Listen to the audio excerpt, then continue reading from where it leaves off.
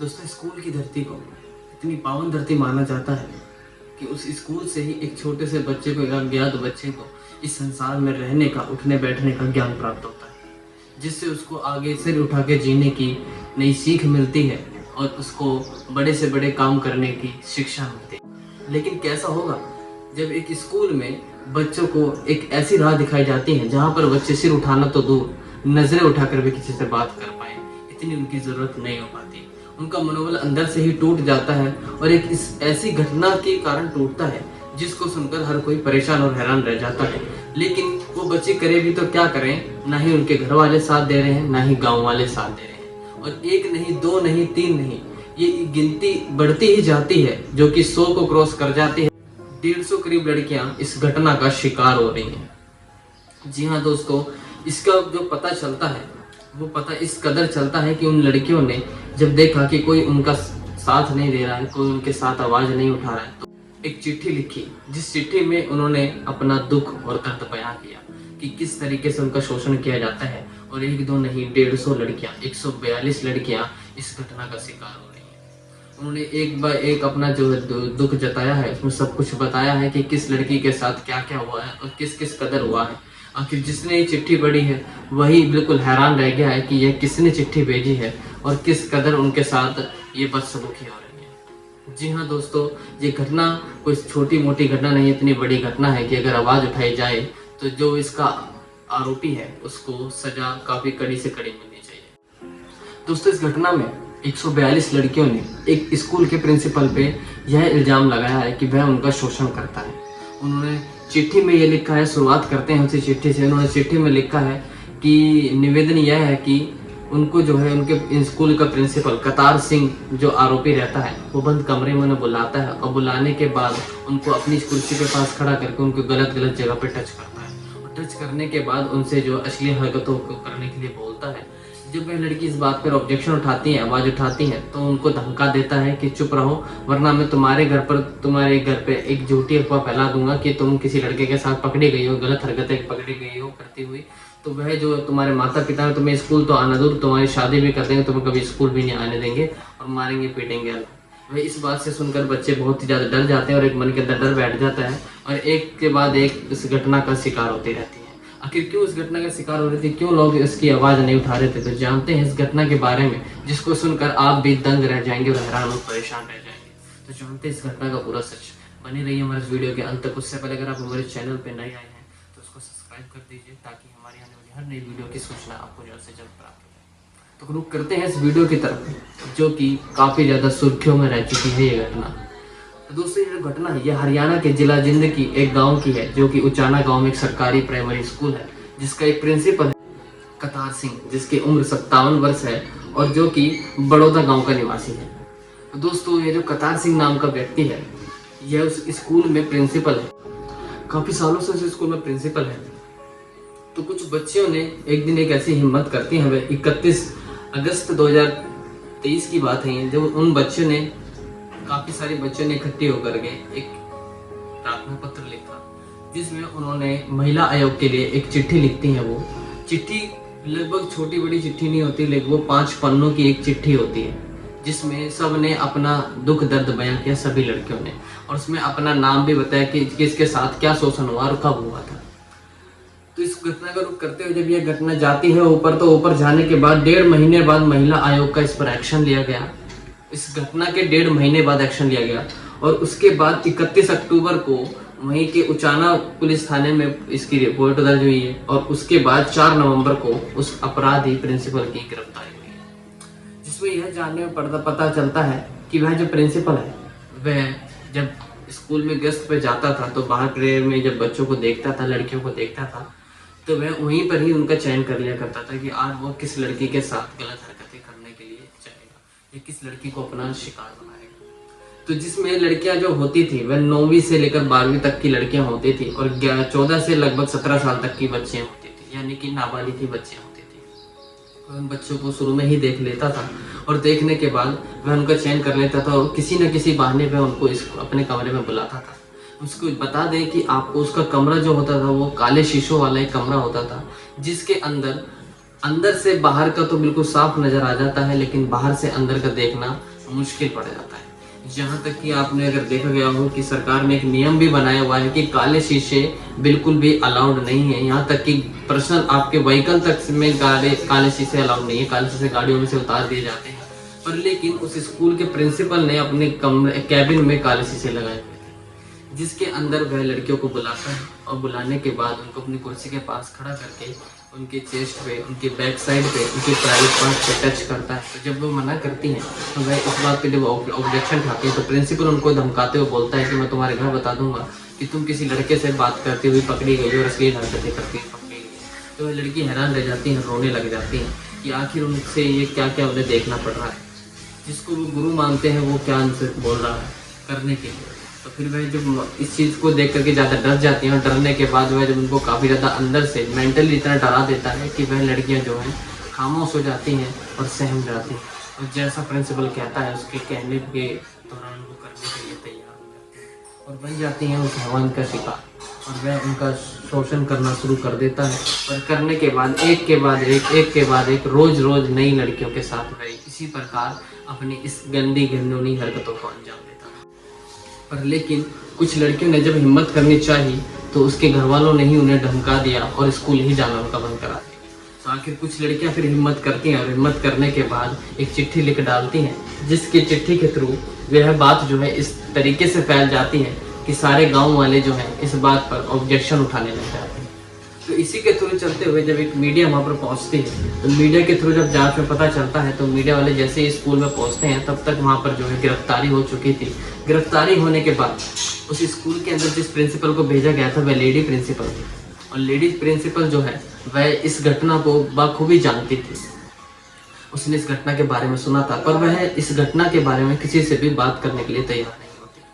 इसी के चलते जब मीडिया वाले वहाँ पहुँचते हैं तो वह कहती है कि बताइए, मेरे पास ज़्यादा समय नहीं है, आप भले ही मीडिया से आए हैं पर मेरे पास खाली 2 मिनट है, तो आपको जो पूछना है आप पूछ सकते हैं। उस घटना को लेकर के आप मुझसे कुछ भी सवाल नहीं पूछिए। तो वह पूछती हैं, जो मीडिया वाले रहते हैं वो पूछते हैं उससे कि आप मुझे बताइए कि यहाँ पर स्कूल में अब सब कुछ ठीक चल रहा है। तो वह बताती है कि हाँ बिल्कुल ठीक चल रहा है, सब कुछ जैसा चलना चाहिए वैसे ही चल रहा है। पर लेकिन उसी के चलते जब उससे पूछा जाता है कि वह जो लड़कियां हैं जिनके ऊपर ये कांड हुआ था वह लड़कियां अभी पढ़ने आ रही हैं स्कूल में, तो वह प्रिंसिपल बताती है कि हाँ बिल्कुल ठीक ठाक पढ़ने आ रही हैं, पढ़ भी रही हैं, जा भी रही हैं। ठीक है, तो अब इसके बाद कोई ऐसी कोई दिक्कत तो नहीं नज़र आई? तो वह मना करती है कि नहीं, ऐसी कोई दिक्कत नज़र नहीं आई है। तो फिर जब उससे पूछा जाता है कि वैसे हमने सुना था कि काले शीशे वगैरह वाली अफवाह ज़्यादा फैल रही है कि कमरे के अंदर जो प्रिंसिपल के काले शीशे होते थे वह जो देखे गए हैं काफ़ी, क्या आपने भी उसके बारे में कुछ सुना है या आपने भी कहीं देखे हैं काले शीशे? तो वह कहती है कि मैंने भी सुना है पर लेकिन मैंने देखे नहीं यहाँ पर काले शीशे, क्योंकि उसके आने से पहले या तो हटवा दिए गए हैं या कुछ हुआ। पर लेकिन वह प्रिंसिपल कहती है कि मैंने शीशों के बारे में मैं कुछ नहीं कह सकती, ना ही मैंने देखे हैं, बाकी जो आपने सुना है वो आप ही जानते होंगे। इतनी बात कहकर प्रिंसिपल कमरे से बाहर को चल देती है और कहती है कि मैं बस इतनी ही जानकारी दे पाऊंगी, तो आप बाकी बाहर जा सकते हैं। जब इतनी बात कहती है तो मीडिया वाले वहाँ से निकलते हैं, तो स्कूल की तब तक छुट्टी नहीं होती तो बाहर जाते हैं। बाहर जाने के बाद वह इंतज़ार करते हैं। इंतज़ार करने के दौरान वह देखते हैं कि बाहर कुछ रिक्शा वाले, ऑटो वाले खड़े हैं, तो सोचते हैं कि इन ऑटो वालों से पता किया जाए। जब ऑटो वाले वहाँ पर खड़े होते हैं जब उनसे पता किया जाता है कि वहाँ जो यहाँ पर कुछ महीने पहले कांड हुआ था, उस कांड के बारे में क्या आप कुछ बता सकते हैं? तो वह जो रिक्शा वाला रहता है, एक रिक्शा वाले से पूछा जाता है, वह बताता है कि यह कांड जो होगा जब इतनी भारी संख्याओं में लड़कियों ने आरोप लगाया है तो सही ही लगाया होगा। आखिर छोटी बच्ची करेंगी भी क्या, आरोप ही लगा सकती हैं। उनके माता पिता जब उनका साथ नहीं देंगे तो आखिरकार उन बच्चियों को ये कदम उठाना पड़ा।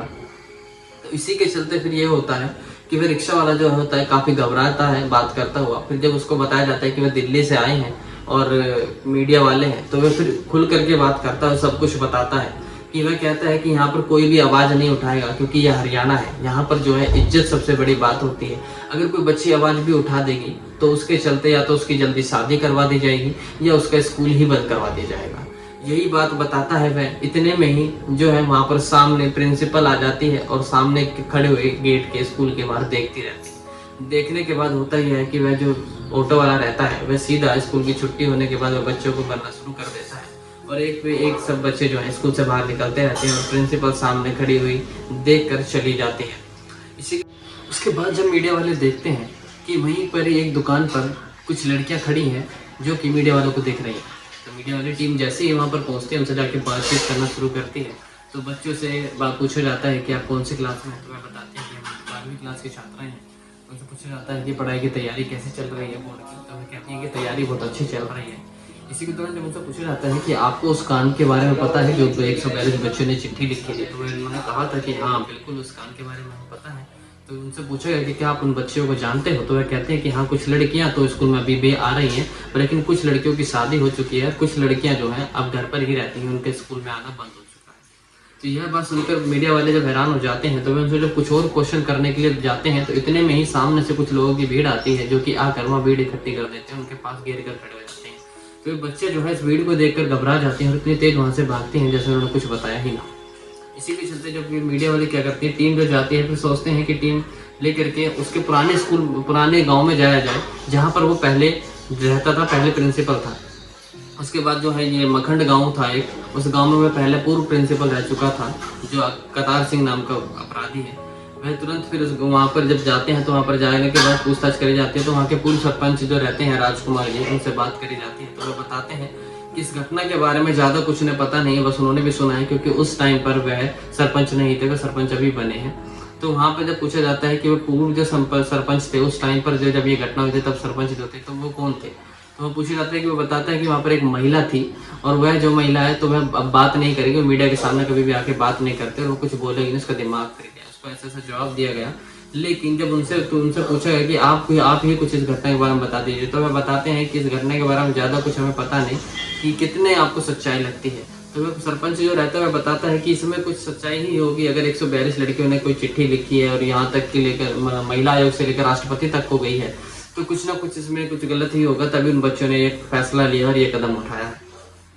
तो इसी के चलते बताते हैं कि उसका कैरेक्टर कैसा था प्रिंसिपल का, तो बताता है कि उसका कैरेक्टर तो खराब ही था, इसीलिए यहाँ से जो है उसको ट्रांसफर करवाया गया था। क्योंकि बताया जाता है कि हमने इतना सुना है कि वहाँ की जो प्रिंसिपल है, वो जो प्रिंसिपल था वह वहाँ खाना बनाने वाले पे गलत उसने हरकतें की थी, उसके साथ गलत हरकतें करी थी, गंदी हरकतें करी थी, जिसकी वजह से उस लड़की ने, उस महिला ने उस पर आरोप लगाए थे और उसका ट्रांसफर करवाया गया था। तो इसी के चलते फिर सोचते हैं कि इससे आगे जाया जाए। तो इसकी जब वहाँ पर ज़्यादा कुछ पता नहीं चलता, जब टीम आगे के लिए रवाना होती है तो टीम जाती है उस प्रिंसिपल के ही गाँव, बड़ौदा गांव में। तो जब वहाँ पर पहुँचते हैं तो बड़ौदा में जब पहुँचने के बाद वहाँ पर एक व्यक्ति खड़ा होता है, उससे जब पूछताछ करी जाती है तो वह एक नंबर देता है और नंबर देता खुद ही अपने फ़ोन से मिला देता है और पता नहीं किसको मिलाता है। और इतने में ही सामने से काफ़ी सारी भीड़ आती है। आने के बाद मीडिया वालों के सामने खड़ी हो जाती है। मीडिया वालों के सामने जब वो भीड़ खड़ी हो जाती है तो मीडिया वाले उनसे सवाल करते हैं कि जो कतार सिंह है वह कैसा व्यक्ति था। तो सब बोलते हैं, मीडिया में से आवाज़ आती है कि बढ़िया आदमी था, हमसे राम राम करता था, चलता फिरता, हमारे साथ हुक्का भी पी लिया करता था, तो बढ़िया ही आदमी था। तो उनसे जब पूछा गया तो जब 142 बच्चों ने उन पर आरोप लगाया क्या वो आरोप सही है, तो वे बताते हैं कि आरोप तो शायद गलत है क्योंकि उन्होंने बच्चियों को कुछ गलत समझाना चाहा होगा या कुछ सही समझाना चाहा होगा, उन बच्चों ने गलत समझ लिया जिसके कारण उनकी गलतफहमी की वजह से ऐसा हुआ है, बच्चों की गलतफहमी हुई है। तो मीडिया ने सवाल पूछा कि अगर बच्चों की गलतफहमी है तो फिर कोई साफ तरीके से सामने आकर के क्यों नहीं बात करता इस बारे में। इस बात पर वह चुप हो जाते हैं। तो वह बताते हैं, कहते हैं जो वीडियो में से ये आवाज आती है कि अगर कैरेक्टरलेस कोई व्यक्ति होता है तो वह स्कूल में ही क्यों होगा, वह हर जगह पे होगा, तो उसकी हर जगह पर गांव में भी आनी चाहिए उसकी कोई घटना सामने। ये पूछा जाता है कि अगर वह बिल्कुल ठीक है तो उसके घर का परिवार का कोई क्यों नहीं आकर के इसकी बात कर रहा है, क्यों इसको इतना छुपाया जा रहा है बात को। तो जब इस बात पे जो है सब चुप हो जाते हैं। चुप होने के बाद फिर जब वहाँ से टीम रवाना होती है, टीम रवाना होने के बाद तो वहाँ पर जब पहुँचती है, पहुँचने के बाद एक वहाँ करके तो वही के तो जिंद की एक्टिविस्ट डॉक्टर सिक्किम से बात हुई। तो वह बताती है कि मैं आपको इसके बारे में बताती हूँ कि इसके बारे में आपको कोई भी कुछ भी हासिल नहीं होगा पूछ करके। क्यों? क्योंकि ना तो कोई लड़की सामने आएगी, ना ही उनका कोई घर वाला सामने आने देगा। क्योंकि आप खुद देख सकते हो जो कि इतनी बड़ी एक गिनती थी, 142 में से कुछ मुट्ठी भर ही लड़कियां बची हैं और उनमें से भी अब जो है मात्र जो कि 142 लड़कियों ने चिट्ठी भेजी थी उसमें से सिर्फ 6 ही लड़कियां अब सामने गवाही देने के लिए तैयार हो रही हैं, बाकी सब चुप चुकी हैं, बाकी सबने अपने इस गुनाह से इससे पर्दा मुंह कर लिया है और वह कुछ भी बोलने के लिए तैयार नहीं इस घटना के बारे में। तो 6 लड़कियां ही सामने आई हैं बिल्कुल, और 6 लड़कियों में से भी एक लड़की ने जब 3 फरवरी को इसके लिए जो कोर्ट में जब केस फाइल रखी गई तो वहाँ पर 6 में से भी एक लड़की ने पैर कदम पीछे कर लिए और इस केस के चलते हुए भी 3 लड़कियों ने अचानक से ही आत्महत्या कर ली। आखिर क्यों करी कुछ नहीं पता, इस घटना की वजह से करी या फिर किसी चीज़ के दबाव में आके करी, आखिर कुछ नहीं पता।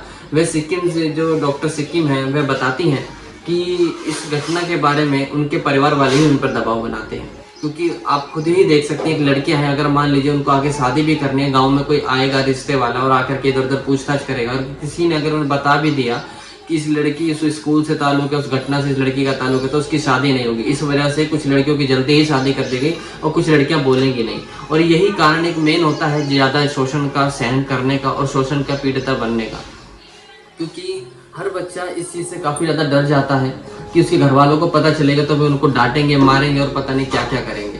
तो वह डर जाते हैं और पता नहीं ऐसे ही किसी गंदी घटना का शिकार होते रहते हैं और किसी को भी कुछ नहीं बताते। तो कहीं ना कहीं ये कमी होती है माँ बापों की भी, कि उनको भी अपने बच्चों को ये सलाह देनी चाहिए कि अगर आपके साथ कुछ भी सही गलत कुछ भी होता है तो उसके बारे में सूचना अपने घर वालों को जरूर दी जाए, जिससे कि उनके अंदर कोई डर ना रहे और किसी से भी अगर कुछ भी ऐसा हो तो वह उसके लिए खुद ही आवाज़ उठा दे। 142 में से 5 लड़कियां ही सामने आई हैं, जिसमें उनका भी कुछ नहीं पता कि वे बयान देंगी या नहीं देंगी, क्योंकि 3 फरवरी को उसकी याचना दी गई है। तो उसी के चलते उन लड़कियों का भी बयान जो है, कुछ में से कुछ की शादी कर दी गई और कुछ पीछे हट चुकी है। तो कहीं ना कहीं ये कारण है उसकी छूटने का, जो कि बताते हैं कि वह बिल्कुल बड़ी जल्दी रिहा हो जाएगा, क्योंकि उसके साथ कोई भी केस लड़ने के लिए सामने तैयार नहीं है, जिस वजह से वह बड़े आराम से ही छूट जाएगा।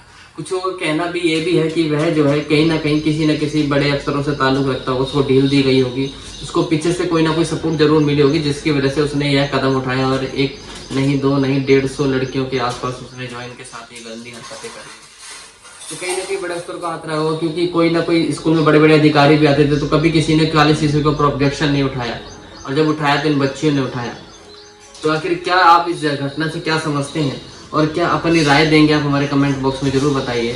और हमारे चैनल को सब्सक्राइब करिए ताकि हम जान सकें कि आप किस शहर से बात करें, किस राज्य से बात करें, मुझे बिल्कुल बताइएगा।